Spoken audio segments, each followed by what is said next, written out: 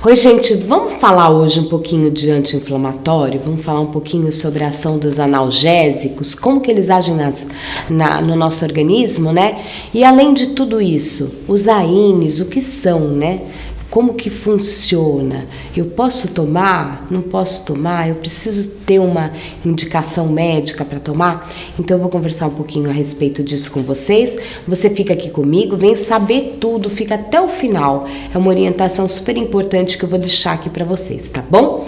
Então eu já vou pedir de antemão para que vocês deixem aquela curtida no vídeo, para não esquecer depois. Se você não é inscrito, se inscreva no canal. O que você está esperando? Seja sempre bem-vindo aqui. A gente vai mandar notificações, você vai saber toda vez que tiver vídeos novos, né? E aí a gente vai poder compartilhar todos esses vídeos com vocês, tá bom? Então eu conto com vocês para que vocês se inscrevam aqui no canal, tá? Vamos começar a falar então um pouquinho o que são os AINES, né? O que são os anti-inflamatórios aí que a gente tem tanta preocupação. Então são anti-inflamatórios não esteroidais, né? Que quer dizer que ele é um anti-inflamatório que a gente mais utiliza, mas ele tem uma ação analgésica, tem a ação antipirética, ele tem ação antitérmica e geralmente a gente utiliza com muita frequência e sem muito controle, porque a gente tá com uma dor de cabeça, vai lá, compra o analgésico. E qual que é a questão que a gente tem que assim ficar se policiando, né? Quais os prejuízos, malefícios, né, benefícios que a gente tem. Então tem alguns analgésicos aí que a gente precisa prestar muita atenção e que a gente não pode aí abusar, mesmo que a gente tenha aí ele livre para comercialização em farmácias, por exemplo. Né? Um deles é o paracetamol. Gente, o paracetamol, ele não pode ser utilizado com uma frequência muito grande. Ele é muito tóxico para o nosso fígado, por exemplo. Então, se você tomar o paracetamol de 6 em 6 horas, de 8 em 8 horas, você tem que ver a quantidade de miligramas que você está tomando. Você não pode tomar mais de 500 miligramas, 700 miligramas por dia, principalmente se você estiver tomando outros medicamentos. Vamos supor que você acabou tomando uma dosagem aí de paracetamol em excesso, então até 24 horas para você tirar aquela toxicidade. Se você está passando mal por uso indevido ou em excesso de paracetamol, você pode e deve tomar acetilcisteína. O acetilcisteína, ele nada mais é do que um antídoto para o paracetamol, tá? Para tirar, desintoxicar, né, o efeito tóxico que o paracetamol causa ali ao fígado. Então, gente, a gente precisa começar a prestar um pouco atenção, porque são medicamentos que a gente tem ali no nosso dia a dia o tempo todo. E a automedicação também é perigosa, principalmente quando a gente toma outros medicamentos. Outros medicamentos que também são AINES, né, que são anti-inflamatórios não esteroidais, estão a aspirina, piroxicam, ibuprofeno, o nosso paracetamol, como eu já disse, a nossa dipirona. Então eles são aí medicamentos que a gente precisa sempre tomar cuidado. E como que você faz a tomada desse medicamento? Sabia que você tem que tomar 2 horas antes das suas principais refeições ou 2 horas após? Nunca toma junto com a refeição. O seu estômago, ele precisa estar alimentado para que você tome o seu comprimido. Então eu sempre oriento você tomar 2 horas após a refeição, porque ali você vai ter uma proteção. E sempre com um copo bem cheio de água. Por que, Neuza? Porque quando a gente não toma a medicação com um copo cheio de água, a gente causa ali uma inflamação no nosso estômago. Porque muitas vezes o medicamento ele acaba, né, indo para a parede do estômago, né, por falta ali de água, por falta do ácido que a gente precisa ali, tão importante para que esse medicamento faça os efeitos necessários. Então você vai fazer como se fosse uma proteção. Você precisa de uma quantidade de água grande para que você tenha ali uma proteção maior na hora de você tomar a medicação. Por que muita gente fala, olha, eu tomei a medicação, tô tomando a medicação, tá me dando dor de estômago, tá me fazendo mal? Porque muitas vezes a pessoa engole com um tiquinho assim de água. Pode até engolir com um pouquinho assim de água. Toma um pouco de água antes e depois você toma mais um pouco. se você quer engolir só com um pouquinho de água, por conta da dificuldade de engolir. Isso é uma maneira também de você preencher ali a região com o líquido para que o teu medicamento não grude ali nas paredes do estômago e não venha te causar ali um problema maior de estômago. Então a gente precisa também ter esse cuidado. E aí a gente tem os anti-inflamatórios esteroidais, que são um pouquinho diferentes. Eles agem mais na inflamação crônica, né? Contra inchaço, edema, gordura abdominal. Ele tem ali vários fatores em que eles podem ali causar, né, que são reações adversas ali que podem causar dependendo da tomada. Quem são esses medicamentos AIs, né? Que AIs é os medicamentos que agem na inflamação crônica.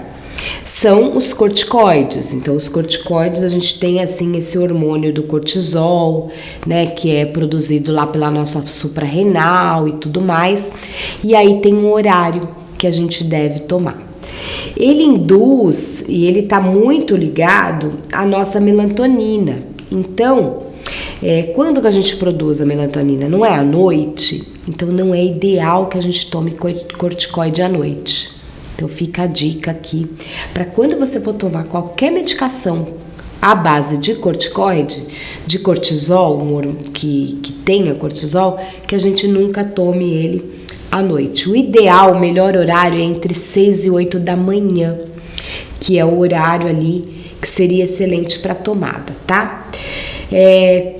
E quando nós tomamos em excesso, quando passa de 15 dias o tratamento, depois é necessário fazer o desmame, reduzindo cada vez mais a dose até eliminar toda a medicação. Se cortar de uma vez, a pessoa fica debilitada, dá uma fraqueza, uma fadiga, cansaço excessivo.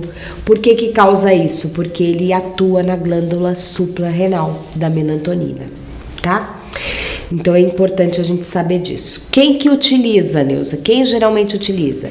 São pessoas que têm doenças autoimunes, transplantados, pessoas com alergias crônicas, né? Ou alergias ali intensas que precisa de um corticoide para ação. A gente usa muito também na rinite, né? Em reações alérgicas na época do frio agora, né? Que a gente fica com bronquite alérgica, rinite alérgica. Então todas essas ações aí a gente indica os corticoides, né? Que são aí as prednisonas, prednisolona, que é bem conhecido. E o que ela causa quando ela é tomada em excesso por um longo período? Aí entra o que eu falei agora há pouco. Inchaço, edema, gordura abdominal, estria, isso a longo prazo, hirsutismo, osteoporose. Por isso que a gente precisa ficar atento, porque a longo prazo, se você tomar quantidade excessiva, muito tempo, por meses, você pode desenvolver aí essas reações, esses problemas futuros. E ele vai te trazer isso sim, porque quando a gente toma por um longo período, a gente já começa a ver que ele traz resultado. Ele trata ali a doença, principalmente doença autoimune, muito bem.